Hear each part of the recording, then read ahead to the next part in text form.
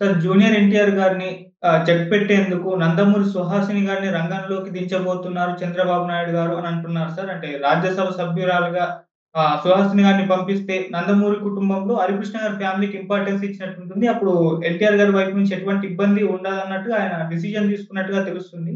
మరి దీన్ని ఏ విధంగా చూస్తారంటారు సార్ మీరు? ఇప్పుడైతే మామూలుగా మనకు తెలుసు వైసీపీ నుంచి ఇద్దరు రాజ్యసభ సభ్యులు రాజీనామా చేశారు.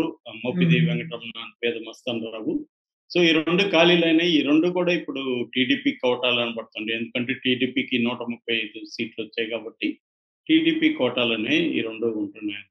కాబట్టి ఇప్పుడు దీనికి పోటీ కూడా తెలుగుదేశంలో చాలా ఎక్కువగా ఉంది. ఇటు అశోక్ గజపతిరాజు కావచ్చు, ఖమ్మంపాటి రామ్మోహన్ కావచ్చు, కనక మేడల్ కావచ్చు, గల్లా జయదేవ్ కావచ్చు, తర్వాత పనబాక లక్ష్మి కావచ్చు, ఆలపాటి రాజేంద్ర ప్రసాద్ కావచ్చు. వీళ్ళందరూ గూడా దీనికి పోటీ పడుతున్నట్టుగా తెలుస్తుంది. కానీ చంద్రబాబు వ్యూహం వేరే రకంగా ఉంది. ఆయన ఏం ఆలోచిస్తున్నారంటే దీన్ని నందమూరి ఫ్యామిలీలో ఒకరికిద్దామని ఆలోచిస్తున్నట్టుగా తెలుస్తుంది. ముఖ్యంగా ఆహ్, గతంలో ఉన్న రాజ్యసభ సభ్యుడిగా ఉన్న హరికృష్ణ, నందమూరి హరికృష్ణ కూతురు నందమూరి సుహాసినికి ఈ పదవిద్దాము అని చంద్రబాబు ఆలోచిస్తున్నట్టుగా తెలిసింది. మామూలుగా చంద్రబాబు ఏది చేసినా గూడా దాని వెనక వ్యూహము, ఎత్తుగడ అనేది ఉంటది. అంటే ఒక ఎత్తుగడ అంటేమో షార్ట్ టర్మ్ ప్లాను, వ్యూహం అంటే లాంగ్ టర్మ్ ప్లాన్. అలాగా 2 చంద్రబాబు ఆలోచించి పనులన్నీ చేస్తుంటాడు. అందుకనే ఆయన వ్యూహాలు ఏమాత్రం సక్సెస్ అవుతున్నాయో అందరూ మనం చూస్తున్నాం. సో, ఇప్పుడు ఈవెను పెట్టడం వెనక కూడా చంద్రబాబు వ్యూహం ఉందని చెప్తున్నారు. యాక్చువల్‌గా ఆమె 2018లో కూడా ఆమెను చంద్రబాబు రాజకీయాల్లోకి తీసుకొచ్చాడు. అప్పటి వరకు ఆమె రాజకీయాల్లో లేదు. ఆమె వాళ్ళ భర్తకు సంబంధించిన వ్యాపారాలు చూసుకుంటుంది. యాక్చువల్‌గా ఆమె కూడా ఉస్మానియా యూనివర్సిటీలో పెండెకంటి లా కాలేజీలో ఎప్పుడో 1999లోనే లా చదివింది. ఎల్ఎల్‌బీ చదివిందామె. ఆ తర్వాత ఆమె హౌస్ వైఫ్‌గా ఉంటూ తన భర్తకు సంబంధించిన వ్యాపారాల్లో హెల్ప్ చేస్తూ ఉంటుందని చెప్తున్నారు. వాళ్ళ అబ్బాయికి కూడా ఆ మధ్య హర్ష అనే కొడుకు కూడా పెళ్లయింది. దాని తర్వాత ఆమె కొంత ఫ్రీ అయిందని చెప్తున్నారు. యాక్చువల్‌గా ఆమె 2024లో బిగినింగ్‌లో మన రేవంత్ రెడ్డిని కలవడం, అప్పుడు 'ఆంధ్రజ్యోతి' కూడా రాసింది ఆమె కాంగ్రెస్‌లోకెళ్ళిపోతుంది. కీలకమైన పదవి ఇస్తున్నాడు రేవంత్ రెడ్డి అని. కానీ ఆమెకి అదేది చేయలేదు. కాంగ్రెస్‌లో చేరలేదు. అప్పుడే చంద్రబాబు వారించినట్టుగా తెలుస్తుంది. "నువ్వుండమ్మా నువ్వు.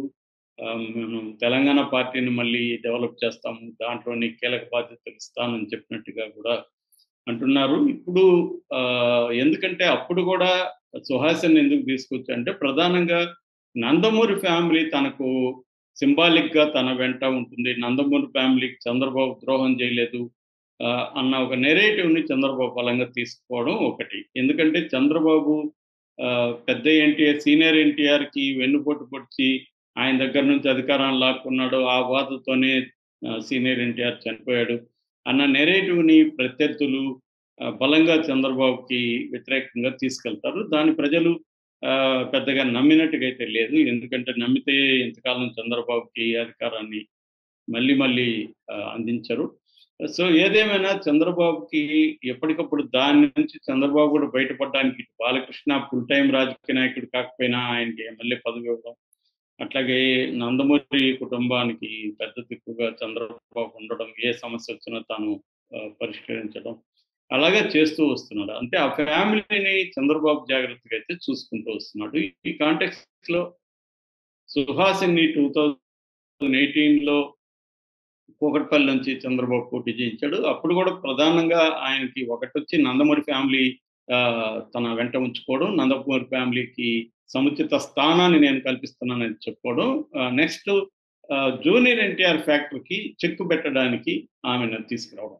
ఆమె ఉంటే ఖచ్చితంగా జూనియర్ ఎన్టీఆర్, కళ్యాణరామ్ ఇద్దరు కూడా ఆమెకు సపోర్ట్ చేస్తారు. సపోర్ట్ చేయక తప్పని పరిస్థితి చంద్రబాబు కల్పించారు. అయినప్పటికి కూడా జూనియర్ ఎన్టీఆర్ గాని, కళ్యాణరామ్ గాని తమ అక్క పోటీకి నిలబడినా గూడా వాళ్ళెళ్లి క్యాంపెయిన్ చేయలేదు. ఆమెను గెలిపించమని చెప్పలేదు. అంటే వీళ్ళు కూడా అంతే స్టబర్న్‌గా ఉండిపోయారు. కానీ చంద్రబాబు ఏందంటే ఆమెను మళ్ళీ రాజ్యసభకు పంపించడం ద్వారా ఆమెకు నేను అన్యాయం చేయలేదు. ఆమె ఓడిపోయినా గూడా ఆమెకు మళ్ళీ నేను సముచిత స్థానం ఇచ్చాను. హరికృష్ణ గతంలో కూడా నేనిచ్చాను. అలాగే ఇప్పుడు ఇస్తున్నాను కూతురికి. అని చెప్పుకోవడం. దానివల్ల రేపొద్దున ఎన్టీఆర్ ఫ్యాక్టర్‌ని అంటే ఆయన దీర్ఘకాలిక వ్యూహం ఏందంటే రేపు ఇటు జగన్ గావచ్చు, పవన్ కళ్యాణ్ గావచ్చు, జూనియర్ ఎన్టీఆర్ ఈ ముగ్గురు నుంచి లోకేష్‌కి థ్రెట్ ఉండే అవకాశం ఉంది.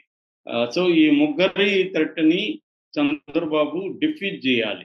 సో, దానికోసం ఒక పక్కేమో జగన్‌ని ఆహ్, ఆహ్, వీక్ చేయడానికి అతను వ్యూహాలు కదుపుతున్నాడు. రెండో పక్క పవన్ కళ్యాణ్ ఇప్పటివరకైతే తన కంట్రోల్‌లోనే ఉన్నాడు.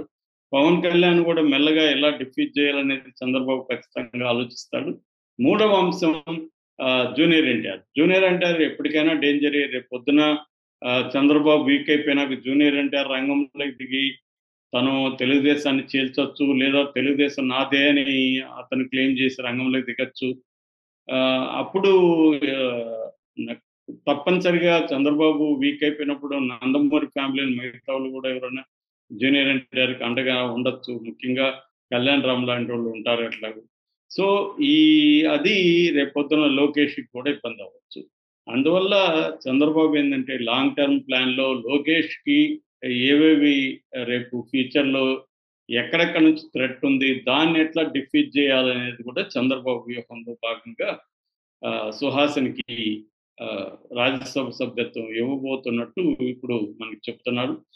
సుహాసిని కూడా దీనికి అంగీకరించిందని చెప్తున్నారు. యాక్చువల్‌గా కాంగ్రెస్‌లోకెళ్ళింది కూడా ఆమె ఇట్లాంటి పదవి ఇస్తారు. ఎమ్మెల్సీ గాని రాజ్యసభ ఇస్తారని ఆమె ఆశించిందని చెప్తున్నారు. బట్ చంద్రబాబు అప్పుడు దాన్ని అడ్డుకున్నాడు కాబట్టి ఆమె కాంగ్రెస్‌లోకెళ్ళలేదని చెప్తున్నారు. ఇది ఎందుకంటే మనం ఇప్పుడు చూస్తే పేపర్‌లో 2018 అందరూ చూస్తే క్లియర్‌గా ఆహ్, కాంగ్రెస్‌లోకి సుహాసిని కీలకమైన పదవి అని కూడా పెట్టి టైటిల్ పెట్టి రాశారు. సో, అది యాక్చువల్‌గా అట్లాగే మన మన తారకరత్న భార్య అలేఖ్య రెడ్డికి కూడా ఎమ్మెల్యే పదవి ఇద్దామని కూడా గతంలో అనుకున్నాడు. బట్ ఆమె రెడీగా లేదని చెప్తున్నారు. అందుకనే ఆమెకు కూడా ఇవ్వలేదు. భవిష్యత్తులో ఆమె గాని సిద్ధమైతే ఆమెని కూడా రాజకీయంగా ఏదో ఒక రకంగా సముచిత గౌరవం ఇవ్వాలని చంద్రబాబు ఆలోచిస్తున్నట్టుగా తెలుస్తుంది. అంటే ఈ నందమూరి ఫ్యామిలీకి ఇప్పటికి ఇంపార్టెన్స్ ఉంది. నందమూరి ఫ్యామిలీకి సంబంధించిన అభిమానులు గట్టిగానే ఉన్నారు. అట్లాగే కమ్మ సామాజిక వర్గానికి కూడా నందమూరి ఫ్యామిలీ ఇంపార్టెంటు. అందువల్ల నందమూరి ఫ్యామిలీని దూరం పెట్టకుండా వాళ్ళకి ఏదో ఒక పదవులు ఇవ్వడం, వాళ్ళని తనతో ఉంచుకోవడం అనేది చంద్రబాబుకి అవసరం. రేపొద్దున లోకేష్‌కి కూడా అదే అవసరం ఉంది. సో, చంద్రబాబు ఏందంటే ఇప్పుడు తన అవసరం, నెక్స్ట్ భవిష్యత్తులో లోకేష్ అవసరాన్ని కూడా చంద్రబాబు దృష్టిలో పెట్టుకొని వ్యూహాల్ని ఆహ్, రచిస్తున్నట్టుగా మనకి అర్థమవుతుంది. ఆ నేపథ్యంలో ఆమెకు ఆహ్, రాజ్యసభ సభ్యత్వం ఇచ్చే అవకాశం కనిపిస్తుంది. ఎందుకంటే మామూలుగా అయితే ఇంకా 2 ఏళ్ల వరకు తెలుగుదేశానికి రాజ్యసభ సభ్యులు ఎవరు లేరు. కానీ ఇప్పుడు జగన్ తరపు నుంచి వాళ్ళిద్దరు రాజీనామా చేశారు కాబట్టి, నిజానికి రాజ్యసభ సభ్యులకి 2 ఏళ్లకైతే 25,00,00,000, 6 ఏళ్లకైతే 100,00,00,000 ఇచ్చే బిజినెస్ పీపుల్ గూడా ముందుకొస్తున్నారని చెప్తున్నారు.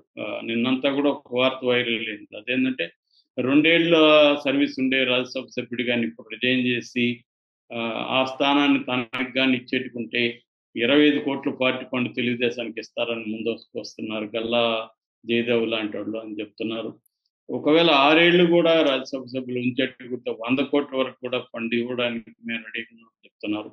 సో, ఈ కాంటెక్స్ట్‌లో చంద్రబాబు ఫండ్ కోసం, ఇంకో దాని కోసం వాళ్ళకి ఇవ్వకుండా తన వ్యూహాలకు అనుకూలంగా తను వెళ్తున్నట్టుగా చెప్తున్నారు. ఎందుకంటే చంద్రబాబు డబ్బుల కేవలం డబ్బులే చోటు తనకి అన్నిటికంటే ఇంపార్టెంటు తను 5 ఏళ్ళు ఎలాగో పదవిలో ఉంటాడు. దాని తర్వాత కూడా తెలుగుదేశం రావడం, తన తర్వాత లోకేష్ ముఖ్యమంత్రిగా అవ్వడానికి ఇప్పటి నుంచి ఎటువంటి ముందస్తు ప్రణాళికలు ఎలా సిద్ధం చేసుకోవాలి, ఎక్కడెక్కడ ఇబ్బందులున్నాయి, ఆ ఇబ్బందుల్ని ఎలా అవాయిడ్ చేయాలి, ఎక్కడ ప్రమాదాలున్నాయో ఆ ప్రమాదాలను ఎలా డిఫీట్ చేయాలి, ఇవన్నీ చంద్రబాబు ఒక ప్లాన్ ప్రకారం వెళ్తున్నాడు. అందుకని నేను వ్యూహం ఎత్తుగడని. మామూలుగా విప్లవ ఉద్యమంలో వ్యూహం ఎత్తుగడంటారు వాటిని. అంటే స్ట్రాటజీ అండ్ టాక్టిక్స్. ఇది ప్రతి యుద్ధంలో కూడా ఇది జరుగుతాయన్నమాట. అంటే ఒక పర్టిక్యులర్ లాంగ్ పీరియడ్‌కి వ్యూహం ఇమ్మీడియేట్‌గా జరిగేదాన్ని ఎత్తుగడలు టాక్టిక్స్ అంటారు. అది చంద్రబాబు పర్ఫెక్ట్‌గా ఏస్తాడన్నమాట. సో, మొత్తం ఈ వ్యూహం ఎత్తుగడల్లో భాగంగానే సుహాసినికి రాజ్యసభ సభ్యత్వం ఇస్తున్నట్టు మనం అర్థం చేసుకోవాలి. Thank you so much.